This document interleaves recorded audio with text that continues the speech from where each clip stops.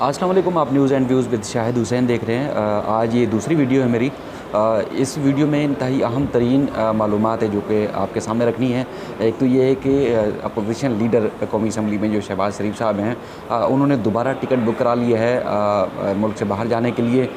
वो क्या अपडेट हैं और मुकम्मल उसकी तफसीलात आपके सामने रखनी है। उसके बाद उनका नाम ई-सिल में शामिल हुआ है या नहीं, अब तक जो है अब तक की जो मालूमात हैं जो शहबाज शरीफ साहब के हवाले से हैं, शेख रशीद साहब का जो है वो बयान सामने है, उसकी तफसीलात सामने रखनी है। इसके अलावा एक बहुत ही अहम तरीन ख़बर है, वो ये है कि मुल्क की सलामती के जो इदारे हैं, जो उन्होंने तो मुकम्मल तौर पर ये इस बात का फ़ैसला कर लिया है कि आपस में भले जो कुछ करना है करते रहें, लेकिन जो मुल्क की सलामती और मुल्क की जो कौमी सलामती के इदारे हैं उनके ख़िलाफ़ या मुल्क की सलामती के ख़िलाफ़ जो कार्रवाई करेगा या जो ज़बान इस्तेमाल करेगा, उनको किसी तरीके से माफ़ नहीं किया जाएगा, उनको डील या ढील जो नहीं दी जाएगी। और उसकी दो एक अहम तरीन और आला मिसालें हैं, वो मैंने आपके सामने रखनी है। और उसके बाद फिर हर फोरम पर उनको रुसवाई का भी सामना करना पड़ा है जिन्होंने मुल्क की कौमी सलामती के इदारों या मुल्क के ख़िलाफ़ बात की। सबसे पहले तो शहबाज शरीफ साहब के हवाले से आपके सामने रखना है। उन्होंने जिस तरह लाहौर हाई कोर्ट जो कि उनके लिए एक उम्मीद की किरण या एक उम्मीद का रास्ता है, वो उनके फ़ैसले के ऊपर जो है अमल दरामद ना होने के ख़िलाफ़ उन्होंने दोबारा अपने जो कानूनी माहिरीन हैं उनसे रब्ता कर लिया है और उनको दरख्वास्त तैयार करने की हिदायत जारी कर दी गई है कि लाहौर हाई कोर्ट के फ़ैसले पर अमल दरामद ना होने पर वफाकी हुकूमत के ख़िलाफ़ दोबारा लाहौर हाई कोर्ट में जो है वो दरख्वास्त दायर की जाएगी। उस लाहौर हाई कोर्ट में दरख्वास्त दायर करने से पहले उन्होंने 17 मई को ही ज़राए का कहना है कि उन्होंने टिकट बुक करा लिए कि वो शाम के औकात में ही यहाँ से मुल्क से बाहर चले जाएंगे और वो टिकट अपनी जो एक उनकी दरख्वास्त हो गई जो वफाकी हुकूमत के ख़िलाफ़, उस दरख्वास्त के साथ ये टिकट भी शो की जाएगी जिस तरह उन्होंने पहले जो है वो टिकट शो की थी कि जिस तरह उनकी दरख्वास्त मंजूर हुई उस दिन ही उनके वकला की जानिब से, बल्कि 2 रोज़ पहले ही जो है वो जिस दिन दरख्वास्त दायर की गई उनकी जो मुल्क से बाहर जाने के टिकट था वो भी अदालत में पेश किया गया था। FIA की जानिब से इस तरह रोका गया क्योंकि उनका जो लिस्ट से नाम खारिज नहीं हो सका था, उसके बाद वो मुल्क से बाहर नहीं जा सके थे। लेकिन अब जब दोबारा उन्होंने ये फ़ैसला किया है कि वो लाहौर हाई कोर्ट से रजू करेंगे, मुल्क से बाहर जाना है, उन्होंने हर सूरत जाना है, तो 17 मई को दरख्वास्त दायर की जाएगी और ज़राए का कहना है कि उन्होंने 17 मई को ही मुल्क से बाहर जाने के लिए टिकट भी बुक करा लिया है, ये अदालत में पेश किया जाएगा। और इसी तनाजुर में जो मुस्लिम लीग नून के जितने भी रहनुमा हैं, ख़ास तौर पर तर्जमान, उनकी जानिब से कहा जा रहा है कि अदालती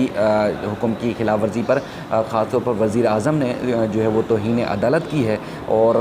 तौहीन अदालत की कार्रवाई के लिए अदालत से रजू किया जाएगा वज़ीर आज़म के ख़िलाफ़। और वज़ीर आज़म की हिदायत पर ही बार बार तौहीन अदालत हो रही है कि शहबाज शरीफ का नाम जो है जो ई-सिल में शामिल किया जा रहा है और अदालती हुक्म के बावजूद शहबाज शरीफ को मुल्क से बाहर नहीं जाने दिया गया, इसलिए तौहीन अदालत बनती है।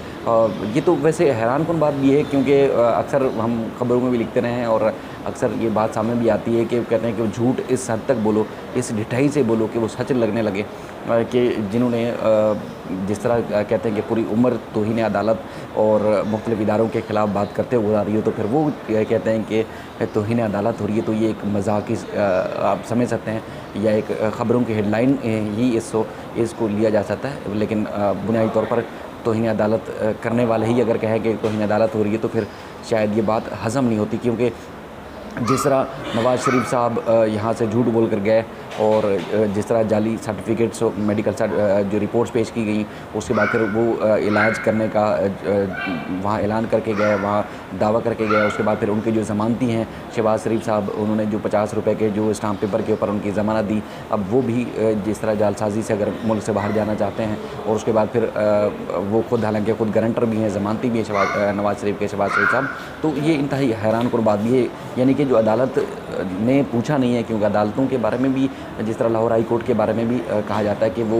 इनके अपने ही जजेज़ हैं, तो वो जो सवाल अमूमी तौर पर आम लोगों से करते हैं जजेस, वो नून लीग की आला क़यादत के बारे में नहीं किए जाते। यानी कि अगर कोई ज़मानती है या अगर किसी ने किसी की श्योरिटी दी है कि वो इतने अरसे में मुल्क से बाहर जा रहे हैं और मुल्क वापस आ जाएंगे फ़लाँ अरसे तक, वो नहीं है, तो अगर कोई दूसरा आम शहरी होता तो यकीनन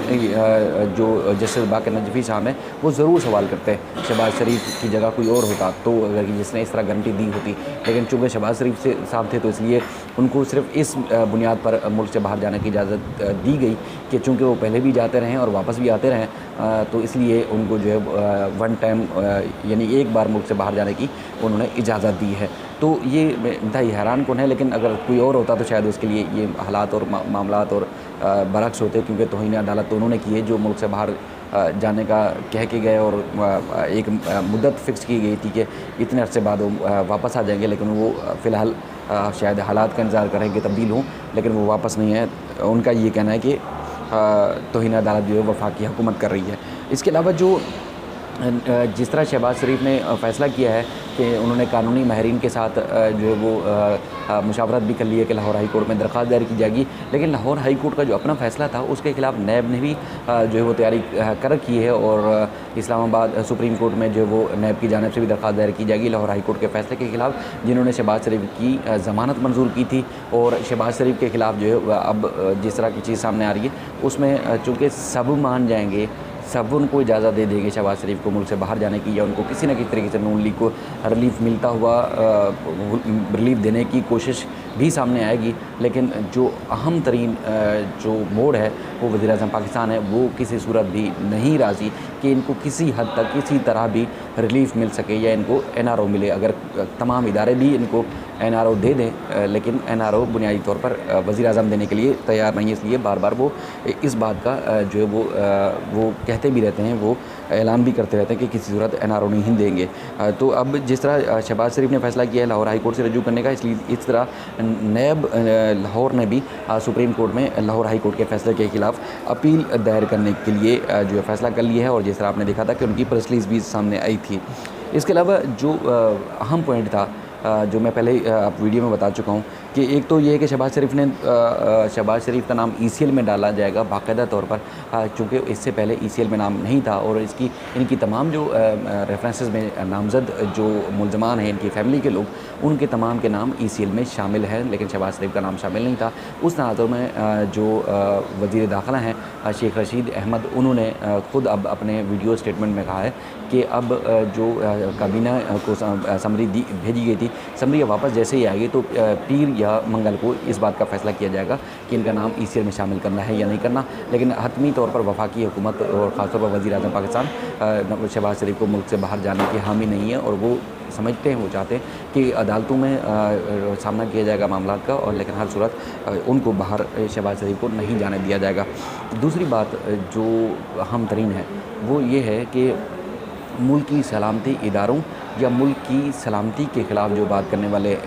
जो चाहे वो किसी भी जमात से ताल्लुक़ रखते हैं, उनको किसी तरीके से भी किसी भी तरह रिलीफ नहीं दिया जाएगा। ये कौम की सलामती के जो इदारे हैं उन्होंने फ़ैसला कर लिया है, और ये फ़ैसला बहुत पहले हो चुका था, और उन्होंने ये भी कहा है, उनका ये भी मौक़िफ़ है कि